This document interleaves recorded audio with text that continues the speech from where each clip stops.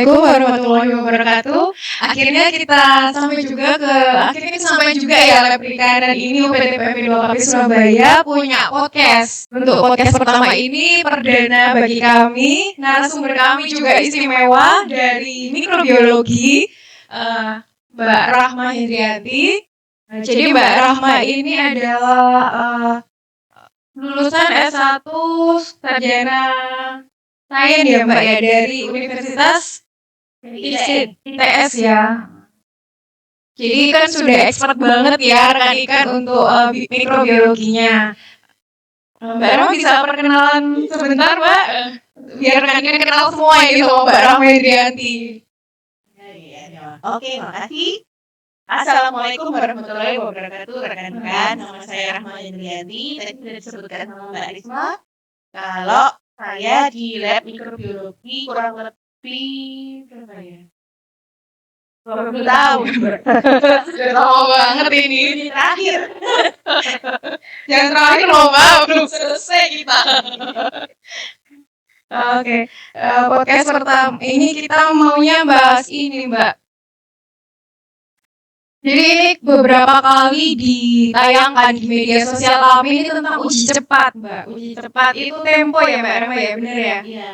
Bisa dijelaskan secara singkat Mbak, tempo itu apa ya Mbak? Oh ya, alhamdulillah tahun ini kita sudah keluar sertifikatnya dari RAN untuk terakreditasi uji cepat, yaitu untuk parameter uji E. coli. Nah, tempo itu sebenarnya merek dagangnya dari Biomerek. Itu adalah alat uji cepat untuk kuantitatif. Yang E. coli sendiri kalau untuk konvensional itu bisa sampai 10 hari. Tapi dengan tempo ini cukup 2 hari saja. Singkat ya Mbak ya. Ya, Itu untuk tempo itu cuma E. coli aja atau ada lainnya Mbak? ada banyak sebenarnya. Cuman yang sudah siap terakreditasi sampai dengan tarif terbarunya yaitu E. coli ini saja. Nanti bertahap insya Allah tahun depan bertambah lagi. Oke, lebih singkat itu apanya Mbak? Lebih singkat ujinya atau persiapannya? Lebih singkat waktunya, lebih singkat medianya, lebih simpel cara preparasinya. Jadi nggak perlu ini ya Mbak, analis itu nggak perlu busak-busuk gitu nyiapin Iya. media. Tuh, kan banyak wasanya kalau misalnya media yang biasa ya. Kalau ini enggak, hanya singkat dan gampang sekali. Oke. Kalau untuk validasinya sendiri sudah ya Mbak? Ya, makanya itu kan sudah terakreditasi. Sudah melewati itu dan sudah terakreditasi. Kalau 2 hari itu kita 2 hari langsung hasil ya Mbak? 2 hari itu keluar dari lab mikro. Keluar dari lab mikro. Buat administrasi dan proses cetaknya. Oke. Kalau untuk konvensional sendiri, E. coli berapa hari sih Mbak kok sampai diikat dengan tempo itu? Kalau konvensional itu 10 hari plus malah kalau misalnya lanjut sampai ke uji biokimia. Jadi lama banget ya Mbak ya. Paling lama memang E. coli. Jadi kalau customer nunggu itu keburu busuk ya Mbak ya. Makin busuk. Nah, di layanan kita kan 8 hari Iya. saja. Dengan itu kita bisa memenuhi. Untuk tarifnya sendiri ada beda nggak Mbak dengan konvensional kalau E. coli? Ada 150.000 untuk yang E. coli tempo. Nggak terlalu mahal juga ya rekan ikan. Biasanya di lab lain mungkin bisa sampai di atas itu harganya. Ya. Oke. Kalau untuk di lab mikro sendiri Mbak ada berapa parameter sih Mbak yang sudah terakreditasi? Kalau yang terakreditasi itu ada 16 dengan 2 yang baru ini. 2 yang baru itu ya saya lupa ya. Yang terakreditasinya itu uji cepat HLT sama E. coli. Tapi karena sama-sama 2 hari maka tidak ada perbedaan. Itu aja cuma beda reagen sama preparasinya aja. Tapi harinya tetap 2 hari HLT-nya. Kemudian ini Mbak, kemarin kan kita ada beberapa pertanyaan ya Mbak dari Instagram. Bisa di sini aja ya Mbak sekalian. Insya Allah. Jadi ini ada pertanyaan, parameter bakteri patogen apa aja Mbak yang bisa diuji di lab mikro ini? Kalau patogen ada Salmonella, Vibrio cholera, Vibrio parah, Staphylococcus, sama Listeria monocytogenes. Bisa ini nggak Mbak dijelasin sedikit kalau bakteri patogen itu bedanya dengan kayak yang lain itu apa ya Mbak, bahayanya atau morfologinya itu seperti itu? Ya, bakteri patogen mungkin bisa di browsing ya, itu adalah bakteri yang merugikan menurut kita. Nah, dikatakan patogen itu biasanya dia itu tidak asli di tubuh manusia. Jadi ketika bakteri itu infeksi ke kita, tubuh kita dapat menyebabkan penyakit. Nah, kalau E. coli itu kan memang sudah ada ya, cuman tingkat infeksiusnya yang berbeda. Jika berlebihan nanti dapat menyebabkan penyakit. Itu. Nah, kalau bakteri patogen ini dia nggak asli di tubuh kita. Kalau untuk bakteri patogen sendiri itu belum ada ya Mbak untuk uji cepatnya kayak Tempo tadi belum ya Mbak? Belum. Oh, Stabilo itu ada uji Tempo, tapi belum terakreditasi tadi. Oh, oke. Coming soon. Stabilo itu kan yang jerawat itu ya Mbak ya, yang kutil juga ya Mbak. Jerawat, upil, pokoknya berlendir-lendir. Nah itu ya rekan ikan ya, perlu waspada itu yang jerawatan. Kemudian ini Mbak, ada lagi yang nanya hubungannya pertumbuhan produksi histamin dengan adanya bakteri. Maksudnya histamin itu ada karena bakteri apa gitu? Ada hubungannya nggak Mbak? Logikanya kan kalau ikan busuk ya, itu pasti ada bakterinya. Nah, histidinnya itu biasanya dipecah oleh bakteri tersebut sehingga menjadi histamin.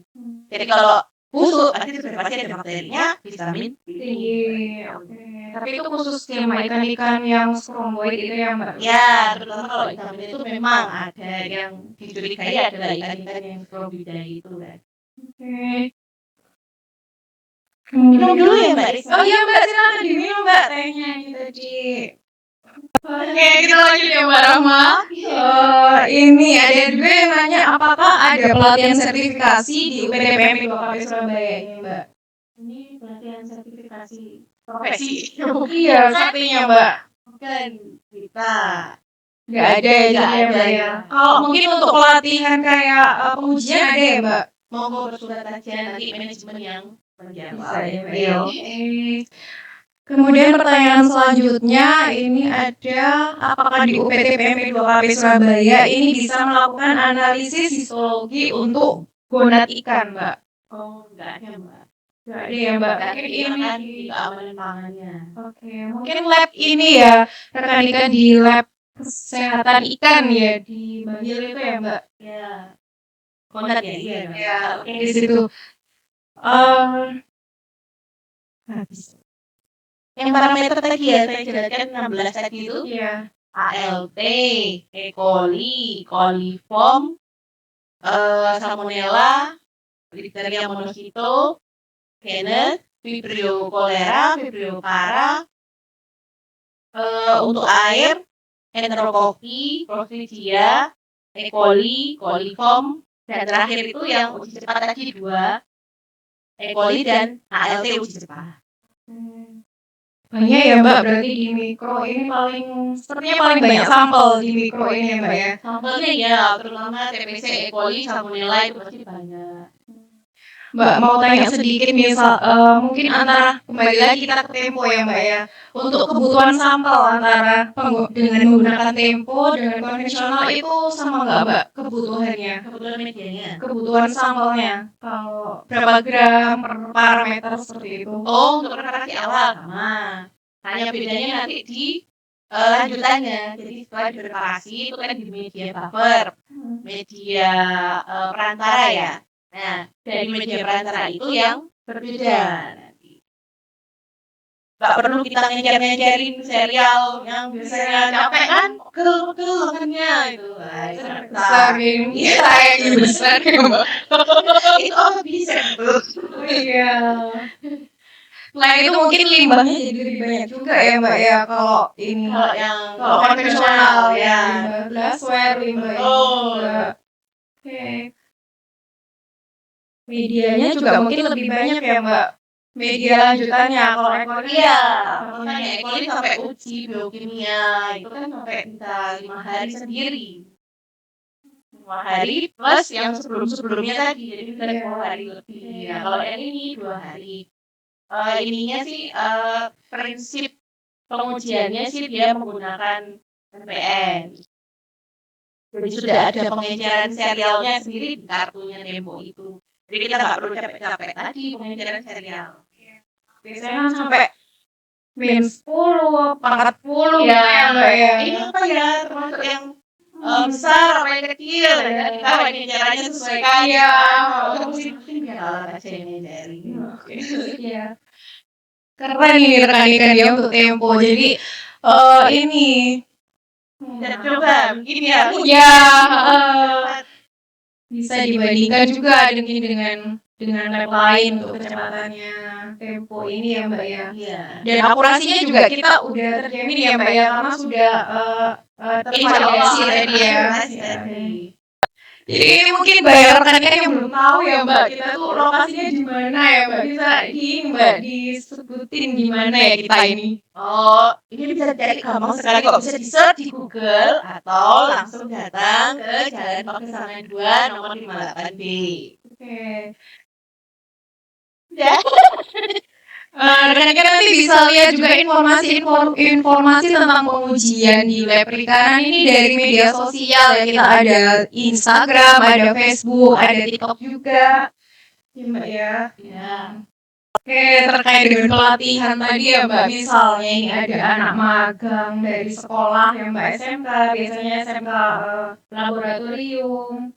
Itu bisa nggak mbak magang di lab mikro ini? Bisa, boleh. Silakan sekolahnya bersurat ke kami.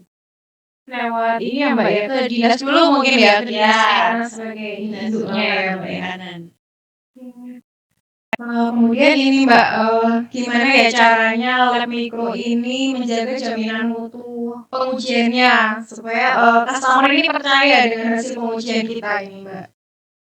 Di mikro sendiri kan kita sudah 17.025 ISO SNI ISO 17.025. Jadi itu ada aturannya untuk jaminan mutu, misalkan salah satunya validasi, verifikasi, atau tadi mengikuti uji profisiensi atau uji banding gitu tadi. Dan kita juga ada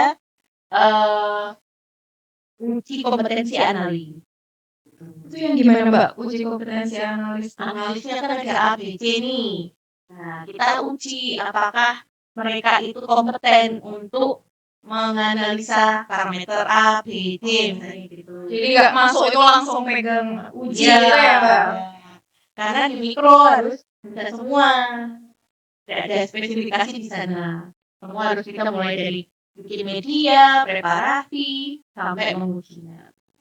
Kaitannya dengan anak magang tadi mbak, misalnya mereka masuk gitu, persyaratannya apa mbak untuk masuk ke lab mikro itu mereka harus nggak boleh gini atau nggak boleh gitu? Kalau persyaratan di lab kayaknya sama ya, semua di lab itu harus menggunakan prosedur, misalnya menggunakan masker, terus yang tidak berhijab menggunakan helmet. Nah itu terus lakukan apapun dengan izin analis di sana. Caranya buang angin aja harus izin, karena bisa menyebabkan bencana atau dan lain-lain. Namanya anak sekolah ya mbak, kadang Iya. jahil. Kalau untuk sterilisasinya sendiri untuk Tempo gimana mbak? Tetap kalau wasa di mikrobiologi harus diolah dulu semuanya, karena kan ada mikrobanya di situ kita nggak kelihatan. Langsung dibuang, habis sterilisasi bisa dibuang langsung. Tapi yang di sterilisasi itu cuma kitnya itu aja ya mbak ya?